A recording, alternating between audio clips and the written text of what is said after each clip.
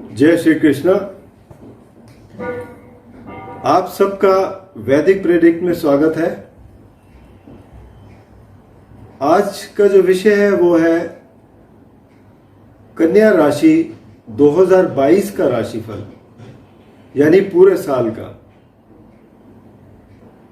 और नया साल आ रहा है, जो ग्रहों की स्थिति भी दिखाई दे रही है उससे भी प्रतीत होता है कि आने वाला साल पिछले 2 साल के मुकाबले काफ़ी अच्छा रहने वाला है। और इसी बात की मैं आप सबको शुभकामनाएं भी देता हूं कि आपके लिए ये साल बहुत ही लाभकारी हो और शुभ फलदायक हो। अब कन्या राशि के बारे में जब बात करते हैं तो कन्या राशि के स्वामी है बुध। बुध का गोचर जो है वैसे तो सूर्य के साथ साथ चलता है, बुद्धि के कारक भी हैं और इनको सौर मंडल का राजकुमार भी कहा जाता है। इनका कहने का मतलब ये है कि राजकुमार जो कहा जाता है कि ये अगर अकेले हों, सूर्य के साथ हों तो बड़े अच्छे परिणाम देते हैं, लेकिन जहां पर ये क्रूर ग्रहों के साथ आ गए, जैसे राहु केतु के साथ या मंगल के साथ, वहां पर परेशानी खड़ी करनी शुरू हो जाती है, वहां पर दिक्कत आनी शुरू हो जाती है। और सबसे बड़ी बात यह है कि बुध जो है वो 3 बार साल में वक्री होते हैं। तो ऐसे ही इस साल भी वक्री होंगे, पहले जनवरी में, फिर मई में और फिर सितंबर में। तो वक्री ग्रह वैसे तो देखा जाए तो ज्यादा पावरफुल होते हैं, 3 गुना ज्यादा ताकतवर होते हैं। अब चलिए किस तरीके के परिणाम रहेंगे इस साल, उनके विषय में हम बात करेंगे। और इससे पहले मैं आपसे एक रिक्वेस्ट करना चाहता हूं कि अगर आपने चैनल को सब्सक्राइब नहीं किया तो कृपया सब्सक्राइब करके बेल आइकन दबा दें ताकि आपको नोटिफिकेशन मिल जाए। और अगर आप पसंद करें वीडियो तो अपने मित्रों में जरूर शेयर करें। धन्यवाद। तो चलिए ज्यादा देर ना करते हुए कन्या राशि का राशिफल देखें 2022 के लिए। सबसे पहले हम देखेंगे स्वास्थ्य के मामले में कन्या राशि जो है वो इस साल क्योंकि इस पर कोई ऐसा दुष्प्रभाव नहीं है तो ठीक ठाक सेहत ठीक रहेगी और आपके कोई परेशानी इस साल ऐसी कोई नहीं आने वाली है। अप्रैल में गुरु सप्तम भाव में आ जाएंगे, तो गुरु का जो दृष्टि रहेगी आपकी राशि पर तो वो भी आपको अच्छे फल देगी। कोई जैसे कि आर्थिक स्थिति में या आपके स्वास्थ्य में आपको अच्छे फल देने वाली है। अब आगे देखें ये साल पूरा, तो बुध की स्थिति अच्छी है तो इस वजह से आपको कोई परेशानी नहीं आएगी। आर्थिक स्थिति से देखें यानी कि आपका फाइनेंस, तो फाइनेंस के लिए हम देखेंगे दूसरा घर। राशि के स्वामी को तो देखेंगे ही, दूसरा घर देखेंगे जिसके मालिक हैं शुक्र, और एक आय भाव है जो जिसके स्वामी हैं चंद्र। तो इन दोनों की स्थिति को भी देखना होगा, साथ में राशि स्वामी देखना होगा और इन पर ग्रहों के क्या प्रभाव हैं वो देखते हैं। तो कुल मिलाकर आर्थिक स्थिति में आपके सामान्य स्थिति दिखाई दे रही है। और जब गुरु सप्तम भाव में आएंगे तो तब आपकी स्थिति काफ़ी और अच्छी हो जाएगी। आर्थिक स्थिति आपके लाभ होगा क्योंकि यहाँ से वो आपके आय भाव को देखेंगे, चंद्र की राशि को, और वहाँ पर ये आपको लाभ पहुँचाएंगे। तो ये स्थिति आपके लिए काफ़ी अच्छी रहेगी। और सारा साल उसके बाद अप्रैल के बाद क्योंकि वहीं रहेंगे तो आपके लिए अर्थ के मामले में, चाहे वो आप नौकरी करते हो चाहे आप व्यवसाय करते हो, दोनों मामलों में आप काफ़ी अच्छे समय से गुजरेंगे। एक चीज़ का ज़रूर कहूँगा कि ठीक है हम ये देख रहे हैं कि सब कुछ अच्छा है, लेकिन फिर भी ऐसा नहीं है कि स्ट्रगल नहीं होंगे, स्ट्रगल फिर भी होंगे, लेकिन उस स्ट्रगल को पार करते हुए आप जाएंगे, जिससे आपको खुशी भी मिलेगी और आप आगे बढ़कर हिम्मत से काम भी अच्छी तरह कर पाएंगे। तो चलिए आपके कैरियर की बात करते हैं। कैरियर के स्वामी भी बुध हैं और बुध की स्थिति अच्छी है, क्योंकि अपना गोचर वैसे तो शुरू कर रहे हैं ये मकर राशि से, शनि के साथ बैठे हैं, तो लेकिन ये पड़ता है आपका 5वां घर। तो पहला महीना हो सकता है थोड़ी बहुत परेशानी हो, लेकिन फिर भी यहाँ पर क्योंकि पंचम भाव है, मकर राशि है, उनकी मित्र की राशि है, आपको अच्छे परिणाम मिलेंगे। और उसके बाद भी बुध जो है आपको कार्य क्षेत्र में आपके लिए खुशखबरी लाएंगे।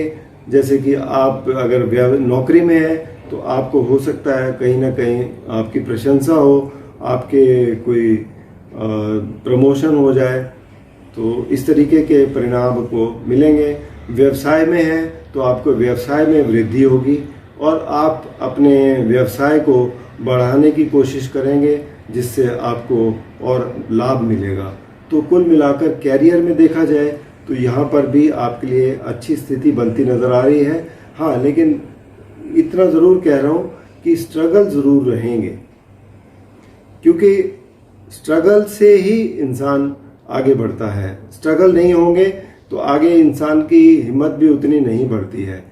तो ये सब स्थितियां जो है आपको थोड़ी बहुत फेस करनी पड़ेंगी, लेकिन आपके लिए अच्छा रहेगा। अब इसलिए कह रहा हूँ क्योंकि शुक्र जो है 29 जनवरी तक वक्री हैं, जो धन भाव के स्वामी हैं।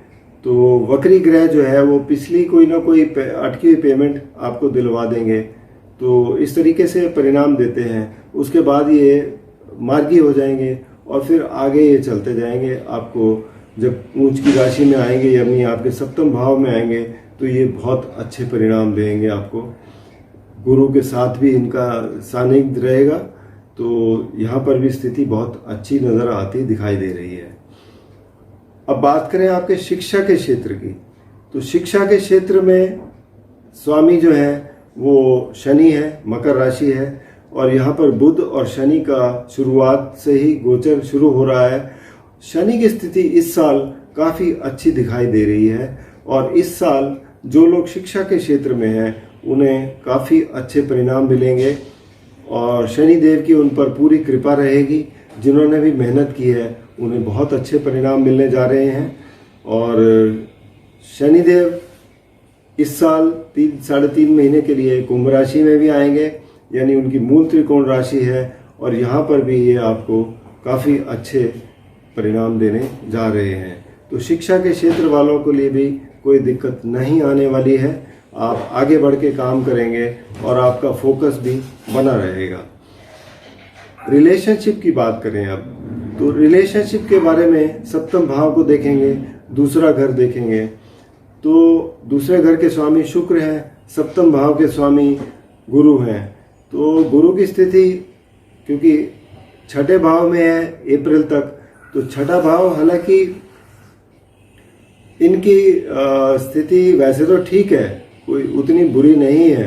कुंभ राशि में अपने आप को ये ज़्यादा एक्टिव महसूस करते हैं, लेकिन जब ये सप्तम भाव में आएंगे तो रिलेशनशिप आपके काफ़ी अच्छे सुधरेंगे और आगे चलकर शुक्र भी इनको ज्वाइन करेंगे। शुक्र जो दूसरे घर के स्वामी हैं, आपके किस्मत के घर के मालिक हैं, तो आपको किस्मत भी साथ देगी।